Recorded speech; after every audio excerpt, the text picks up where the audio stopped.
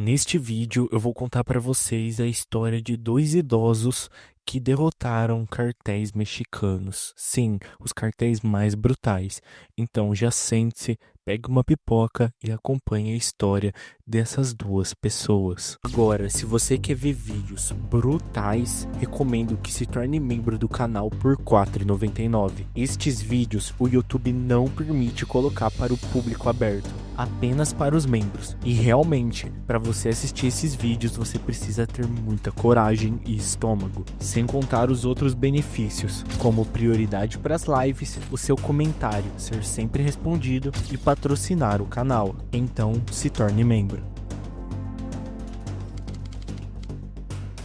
No dia em que Miriam Rodrigues perdeu sua filha para o cartel, seu mundo parou. Foi consumida por um mar de tristeza, arrependimento e dor de partir o coração. O nome de sua filha era Karen, uma jovem inocente que foi levada pelos criminosos sem qualquer envolvimento com o cartel. Karen era apenas uma estudante ajudando sua mãe quando foi sequestrada. Karen era uma boa filha em uma sociedade profundamente corrompida. Podemos apenas imaginar o desespero de Miriam Rodrigues. No entanto, para realmente entender essa dor, seria necessário viver no México e ter a própria filha sequestrada à luz do dia por assassinos de cartel, com a certeza de que nunca mais haveria. Nos dias e semanas após o rapto de Karen, Miriam foi dominada por um único sentimento: a vingança. Como em um roteiro de Hollywood, Miriam vestiu disfarces, montou vigilâncias e fez de tudo para encontrar os assassinos de sua filha. E essa é a história de Miriam Rodrigues, a mãe que perseguiu brutalmente membros do cartel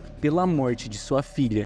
O sequestro de Karen ocorreu no dia 23 de janeiro de 2014, enquanto dirigia para casa no caminhão da família. Dois veículos cercaram sua caminhonete. Homens armados invadiram o veículo e levaram Karen à força. Eles a amarraram, amordaçaram e a jogaram na sala de estar da casa da família. Logo depois, o tio de Karen chegou para visitá-los. Ele era um mecânico e tinha ido trabalhar no caminhão da família. Os sequestradores, em pânico, levaram Karen e seu tio. Mais tarde naquela noite, libertaram o tio, mas mantiveram Karen como refém. Às 4 horas da manhã, Miriam recebeu uma ligação de sua outra filha, a Elia, que estava no Texas, e foi através de lágrimas que a Elia deu a terrível notícia: Karen havia sido sequestrada por membros do cartel Los Zetas. Os sequestradores entraram em contato com o pai de Karen, exigindo dinheiro em troca de sua liberdade. Miriam imediatamente largou o emprego e cruzou a fronteira de volta para São Fernando, a cidade que agora havia levado sua filha. No caminho, um homem idoso percebeu sua aflição e ofereceu um número de telefone, o contato de seu filho, um fuzileiro naval chamado Alex. Sem saber o quanto aquele número seria crucial,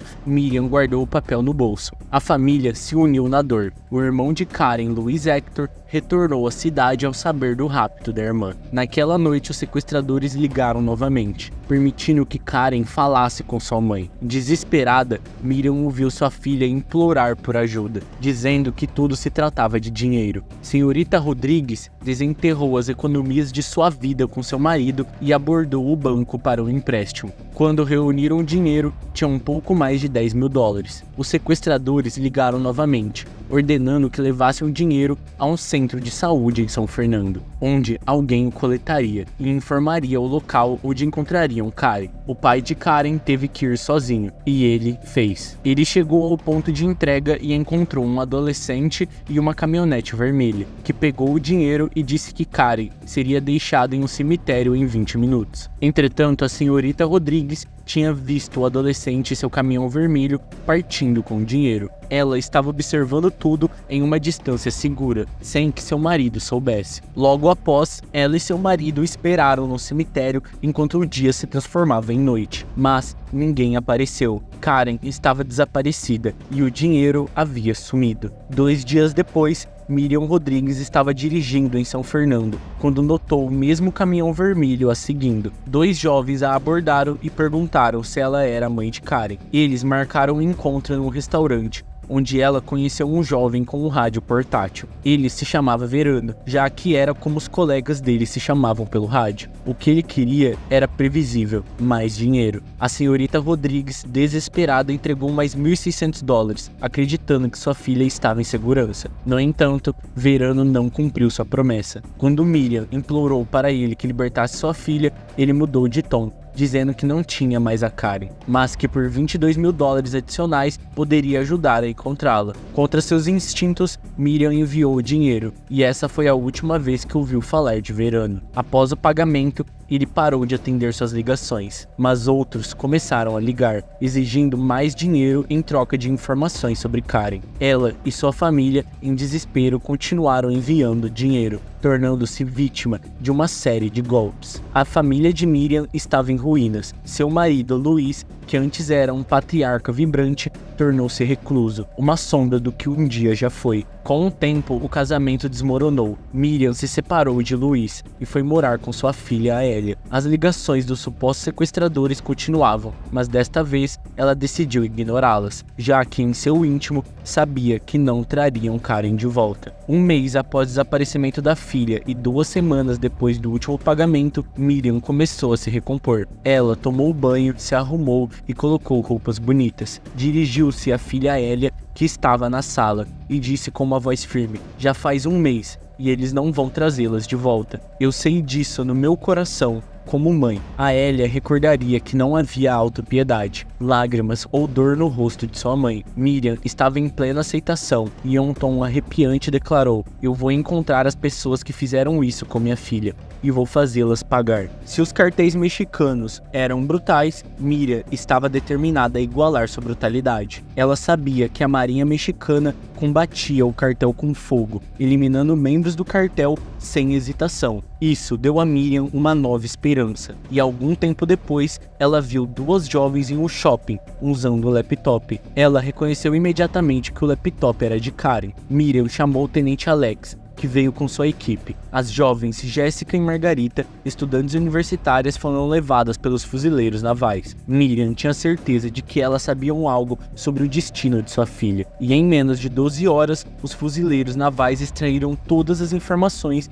que precisavam sobre o cartel Zetas, incluindo a possível localização onde Karen havia sido levada. Miriam sabia que seria perigoso e que haveria tiroteio, mas ela estava disposta a correr o risco. Junto com Jéssica e Margarita, ela seguiu os fuzileiros navais até um aterro sanitário, onde Jéssica havia confessado que era o esconderijo do cartel. Ao chegar, foram recebidos com tiros, mas os fuzileiros navais reagiram com precisão letal, e quando a poeira baixou, os assassinos dos cartéis Zetas que não fugiram para o mato foram encontrados mortos em seu próprio covil. Eles encontraram algumas vítimas de sequestros ainda vivas. Uma delas contou à senhorita Rodrigues que uma mulher membro do cartel estava prestes a matá-la quando o ataque começou. A senhorita Rodrigues a salvou e ele estava grato por ela, mas ela estava ali por sua filha. A senhorita Rodrigues não encontrou Karen entre os vivos, mas entre os instrumentos de maldade que os Zetas tinham, ela encontrou algo que reconheceu: um lenço e uma almofada que pertenciam à filha.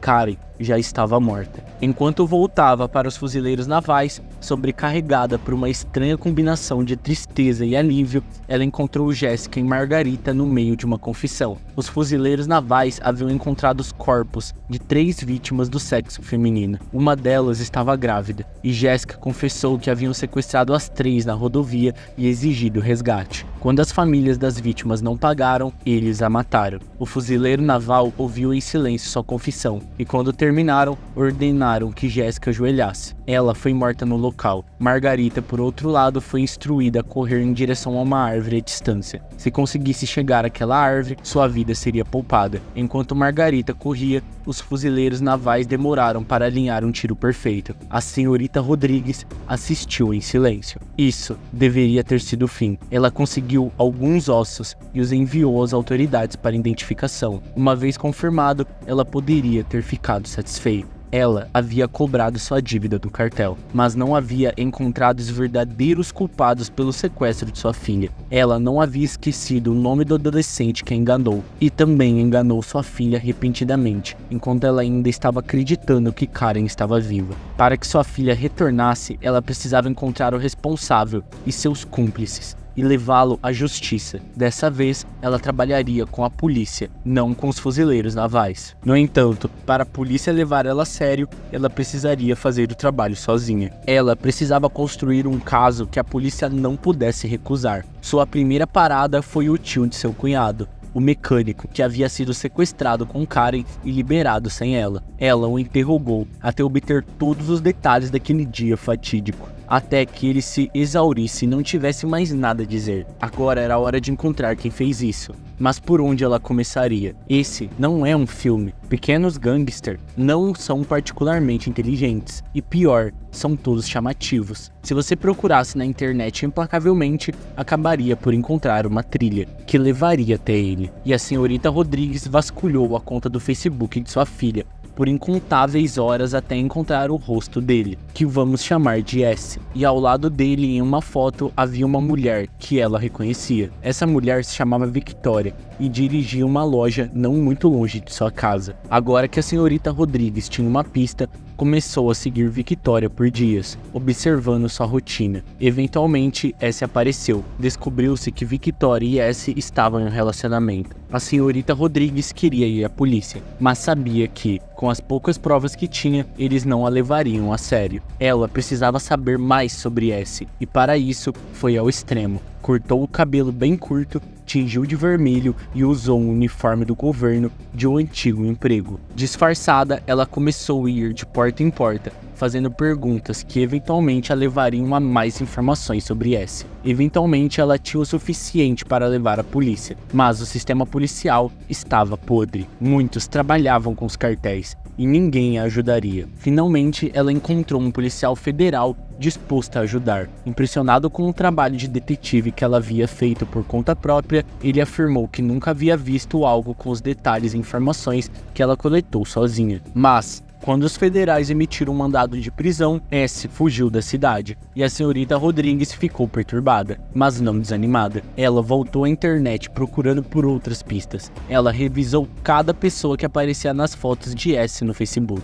Não demorou muito para que ela tivesse uma lista de membros do cartel potencialmente envolvidos no sequestro de sua filha. Ela não precisaria responder a essas perguntas por muito tempo, porque S apareceu em sua loja de roupas no dia 15 de setembro de 2014. Nesse mesmo dia, ele foi preso e o nome de S emergiu. Ele se chamava Christian José Zapata Gonzalez, um adolescente de 17 anos completamente apavorado. No interrogatório, enquanto os oficiais gritavam, a senhorita Rodrigues adotou uma abordagem diferente. Ela lhe deu comida e água, falando com ele como uma mãe falaria com seu próprio filho. Quando a polícia questionou seus motivos, ela disse: "Ele ainda é uma criança, não importa o que tenha feito, e eu ainda sou mãe." Sua bondade acalmou Christian, que contou tudo o que sabia, revelando conexões e detalhes sobre o cartel. Mesmo com essa revelação, a polícia estava exausta com a persistência de Rodrigues. Um oficial do governo disse que, embora respeitassem sua missão, simplesmente não podiam suportá-la. Mas Maria estava apenas começando, e as respostas que ela procurava finalmente estavam surgindo. O ataque à sua filha não foi aleatório, como ela começou a descobrir. Ela conhecia Elvia Ula desde que era criança. Elvia era filha de uma prostituta local, abandonada e forçada a sobreviver sozinha. Bem, não inteiramente sozinha, pois a senhorita Rodrigues fazia o possível para ajudá-la sempre que podia, oferecendo algum dinheiro, comida e até algumas roupas antigas da sua própria filha. Isso foi antes do sequestro de Karen. Elvia trabalhava em um restaurante de churrasco, e 2 dias após o sequestro de Karen, quando toda a cidade já sabia do ocorrido, a senhorita Rodrigues perguntou se Elvia havia escutado algo. Elvia imediatamente fingiu ignorância, dizendo que não tinha ouvido nada. Isso soou estranho, mas na época a senhorita Rodrigues não pensou muito sobre o assunto. Só mais tarde, ao passar pelo restaurante, ela percebeu que Elvia havia agido de maneira suspeita, como se soubesse de algo incriminador, mas não conseguiu admitir. Movida pela desconfiança, a senhorita Rodrigues iniciou sua investigação, vasculhando as redes sociais de Elvia até descobrir descobrir que ela estava namorando com um dos sequestradores de sua filha. Esse sequestrador estava na prisão por um crime não relacionado, e então a senhorita Rodrigues passou semanas esperando do lado de fora da prisão durante o horário de visitas. Um dia, Elvie apareceu e a polícia a prendeu, confirmando os piores temores de senhorita Rodrigues. Os pedidos de resgate tinham vindo da casa de Elvie. Ela não era apenas cúmplice, era uma das mentoras do sequestro. Miriam Rodrigues havia feito o possível para descobrir a verdade, ainda mais que ela resolveu quase todo o caso sozinha. Mas isso ainda não foi o suficiente. Desde o dia em que perdeu sua filha para o cartel, o mundo dela parou. Não havia mais nada pelo que viver, e ela não conseguia suportar a ideia de membros do cartel ainda estarem à solta. Ainda havia uma pergunta sem resposta. Como sua filha havia morrido, ela estava determinada a descobrir a verdade. Mesmo depois de muitos culpados já terem sido presos, mortos ou redimidos, a senhorita Rodrigues não desistia. Consumida pela vingança, ela rastreou um dos sequestradores, Ion Rubio Flores, que agora se declarava um cristão renascido. Ela começou a frequentar a mesma igreja que ele, e ao alertar a polícia, Ion foi preso. A vila ficou escandalizada e implorou por misericórdia, mas Miriam respondeu: "Onde está a compaixão de vocês quando mataram minha filha?" Os amigos de Miriam Rodrigues estavam preocupados. Sua campanha pública contra Losetas estava colocando sua vida em risco. Ainda assim, em 2016, ela havia caçado mais de 30 membros do cartel, todos ligados ao sequestro e assassinatos de sua filha, e os mandado para a prisão. No entanto, em março de 2017, houve uma fuga na prisão, onde muitos desses criminosos estavam detidos, e quase 2 dúzias deles escaparam. Só então a senhorita Rodrigues começou a se preocupar, pedindo proteção ao governo, que mandou patrulhas ocasionais para sua casa e local de trabalho. Mas sua família não estava satisfeita, pois Miriam ainda não desistira de sua vingança. Miriam continuou a perseguir os culpados, incluindo uma jovem que havia deixado a cidade e trabalhava como babá em Cidade Victoria. Miriam a rastreou até a casa onde trabalhava, esperando por horas para pegá-la. Quando finalmente a encontrou, Miriam quebrou o pé enquanto a perseguia. Felizmente, a polícia conseguiu prender a jovem, mas mesmo depois desse incidente, Miriam não estava pronta para parar. Ela ainda tinha uma lista com mais nomes e ainda precisava saber como sua filha havia sido morta. No dia 10 de março de 2017, às 10h21, Miriam estava a caminho da casa de seu marido. Eles estavam começando a reconstruir seu relacionamento. No caminho, um caminhão Nissan branco carregava os homens que haviam escapado da prisão. Silenciosamente se aproximou por trás do carro de Miriam, e eles dispararam 13 tiros. Miriam Rodrigues morreu no local. A morte de Miriam escandalizou o México, e o governo respondeu rapidamente, e dentro de alguns meses, 2 dos atiradores foram presos, enquanto o outro foi morto em um tiroteio em junho daquele ano. O último suspeito ligado ao caso de Miriam era uma mulher, responsável por fazer as coisas piores já imagináveis com Karen, e também a matá-la. Ela havia fugido para Veracruz, onde tentava criar seu filho, enquanto trabalhava como taxista. A polícia rastreou com as pistas deixadas por Miriam, e durante o interrogatório, a mulher confessou ter pendurado Karen de cabeça para baixo como um saco de pancadas, batendo nela até a morte. Essa era a resposta que Miriam Rodrigues buscava, a verdade sobre como sua filha havia sido assassinada. Embora sua família lamentasse sua perda, de alguma forma estavam aliviados por Miriam nunca ter descoberto todos os detalhes horríveis, pois nenhuma mãe merecia saber o que Karen passou. Dom Alejo, um homem de 77 anos que foi intimado pelo cartel mexicano a sair de sua fazenda, mas logo perceberam que ele não iria sair em silêncio. A fazenda iria se tornar uma cena de guerra parecida com John Wick acabando com vilões. Dom Alejo ganhou a vida honestamente. Ele nasceu em 1933, não muito longe da fronteira com o Texas. Ele e seus irmãos conseguiram empregos como trabalhadores florestais na cidade vizinha de Monterey. Ele logo ganhou dinheiro suficiente para comprar seu próprio rancho. Ele fez um bom negócio e encontrou um terreno de 200 hectares mais a leste, em Tamaulipas. Era uma terra devastada quando ele a comprou, mas gradualmente a transformou em uma extensão rica e abundante de terra. Ele nomeou este rancho de São José, em homenagem a seu pai, José Garza, que lhe ensinou o significado do trabalho duro. Dom Alejo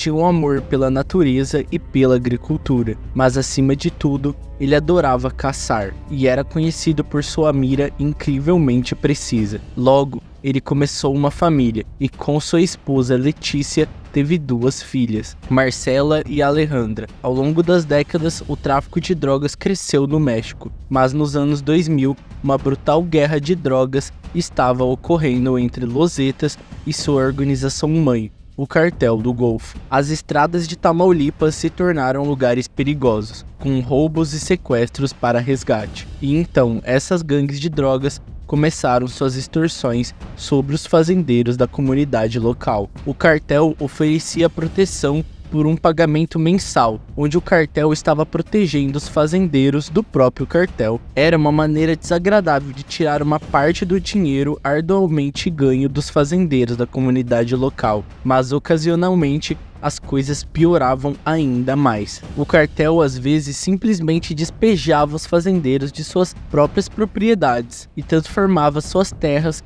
em campos de treinamento e esconderijos, entre outras coisas. Dom Alejo estava bem ciente do que estava acontecendo. Ele conseguiu viver a maior parte de sua vida como um empresário simples e trabalhador que ganhou a vida honestamente, enquanto El Chapo e outros chefões das drogas argumentavam que não tinha escolha a não ser entrar no tráfico de drogas. Dom Alejo estava provando que eles estavam errados. Seus amigos os consideravam incrivelmente trabalhador e confiável e comentavam que uma promessa de Dom Alejo era tão boa quanto um contrato. Ele escapou de encontro com os cartéis até os 77 anos de idade, mas em 12 de novembro de 2010, membros do cartel dos Los Zetas bateram na sua porta. Naquela época, eles eram um dos cartéis de drogas mais mortais do México. Vamos apenas dizer que eles não estavam vindo para pedir uma xícara de açúcar. O cartel explicou quem eram e que estavam tomando sua casa, mas Dom Alejo recusou-se a ceder às suas exigências. Então, os homens à sua porta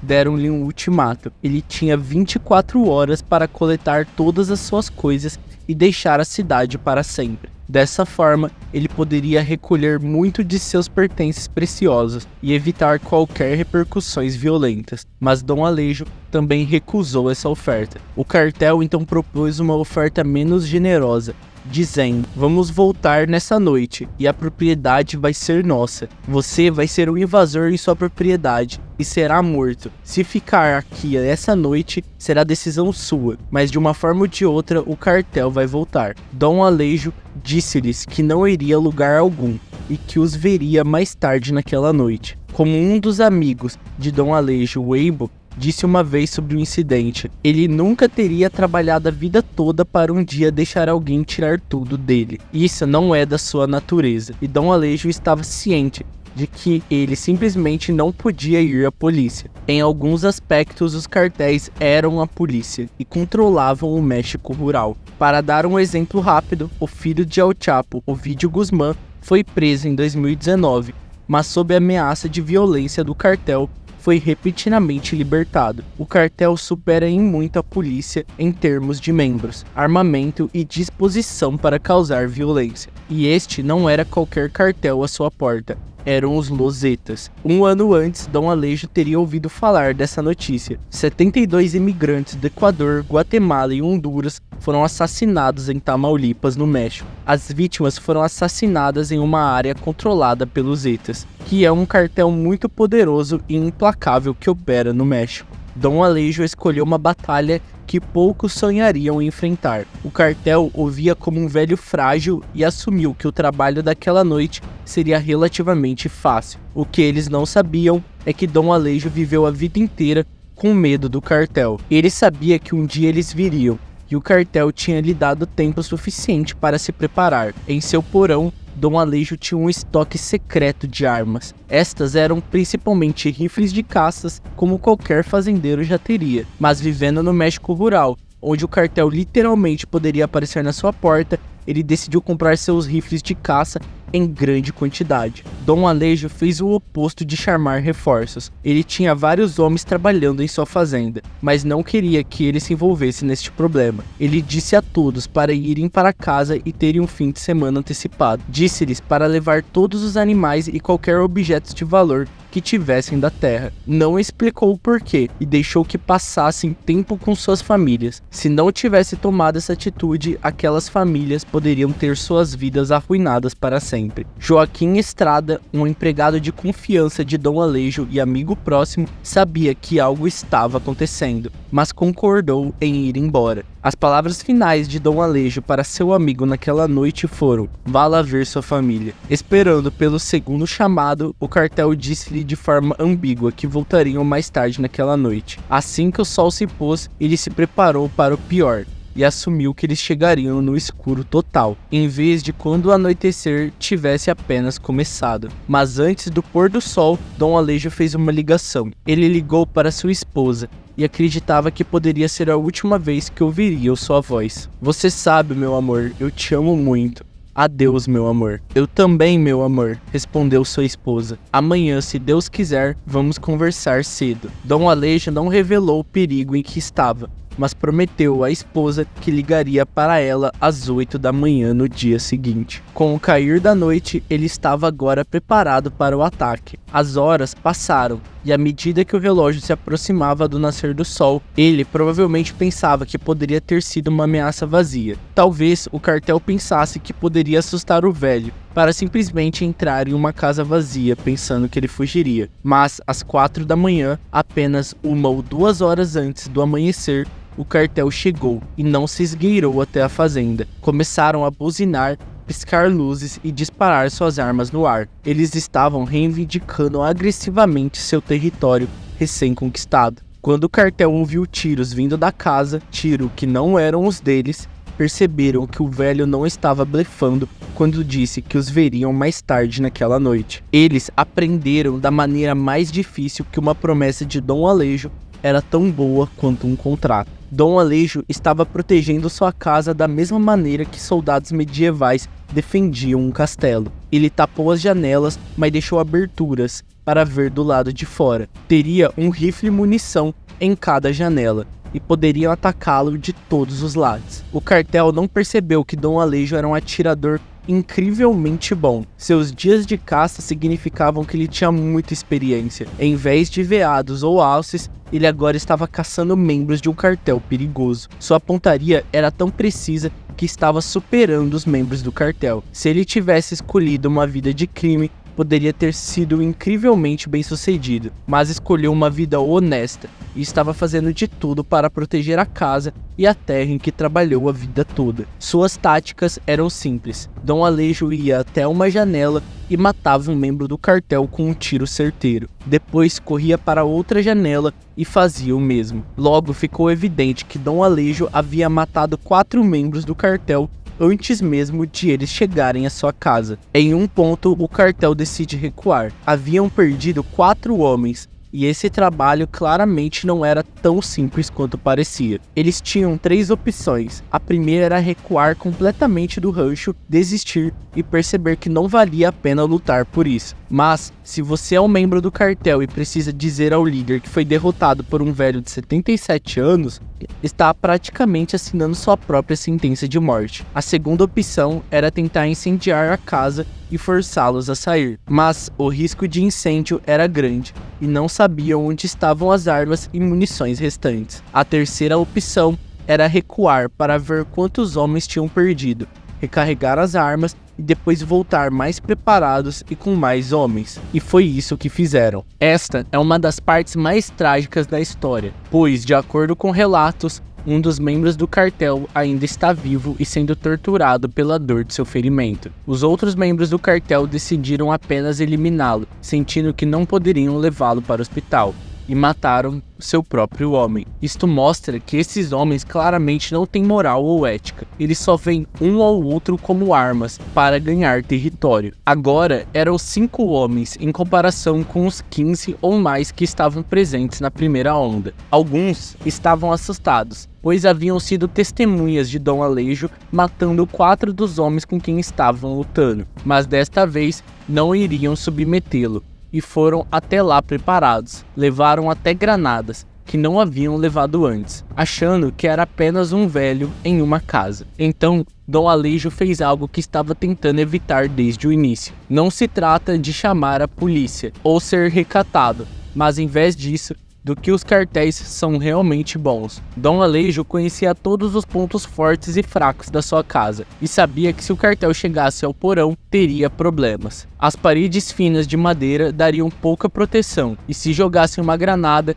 ele estaria vulnerável a ser explodido. Em vez disso, Dom Alejo decidiu se tornar ainda mais ofensivo. Sabia que não conseguiria lidar com uma segunda onda de homens, pois não tinha tempo para correr de janela em janela, e seus olhos e mãos de 77 anos de idade estavam começando a falhar. Então, quando eles entraram na casa, jogou uma granada por cima da escada. O cartel agora estava enfrentando suas próprias táticas, e estavam incrivelmente despreparados para isso. Em vez de subir as escadas, todos se espalharam para ver onde estavam os outros homens. Enquanto tentavam limpar seus olhos, os restantes dos homens do cartel decidiram que era a hora de seguir em frente. Conseguiram finalmente entrar na casa e correram para um porão, que era lá onde ele tinha suas armas e munições. Então iriam se vingar dele. Então uma explosão ocorreu. Dom Alejo jogou a granada restante e eles ficaram cegos. Com a munição da granada diminuindo, ele estava agora atirando nos outros homens em cada uma das escadas. Ele agora estava contra 15 homens, menos os 5 que já estavam mortos. E logo percebeu que não era a quantidade que os derrubava, era a determinação do cartel, o poder de fogo e as táticas de combate. Eles logo perceberam que não poderiam continuar e recuaram novamente, percebendo que não tinham o suficiente para lutar. Perceberam que essa batalha estava apenas começando. Alguns afirmaram que agora eram 15 homens novamente, mas com 4 mortos. Ele ficou confiante, sabendo que estava ganhando a batalha, mas a vitória foi de curta duração. Dom Alejo, agora em seus últimos momentos, estava lutando como se fosse uma batalha contra a morte. Continuou a lutar enquanto ainda tinha munição e estava acertando os homens em cada uma das escadas, mas logo ficou sem munição e teve que contar com outras táticas para se proteger. Não sabemos quantos homens ele conseguiu derrubar antes de ser subjugado. A história oficial é que Dom Alejo foi encontrado morto no porão. Ele estava cercado por corpos de membros do cartel e deixou um legado de ser um homem de coragem e determinação. Dom Alejo não foi apenas um herói em sua última batalha, foi um homem que dedicou sua vida ao trabalho árduo e à honestidade. Sua história é um exemplo de como uma pessoa pode fazer a diferença e inspirar muitos a lutar contra a justiça, mesmo quando as chances estão contra eles. Seu legado vive como um símbolo de resistência e coragem em face da adversidade.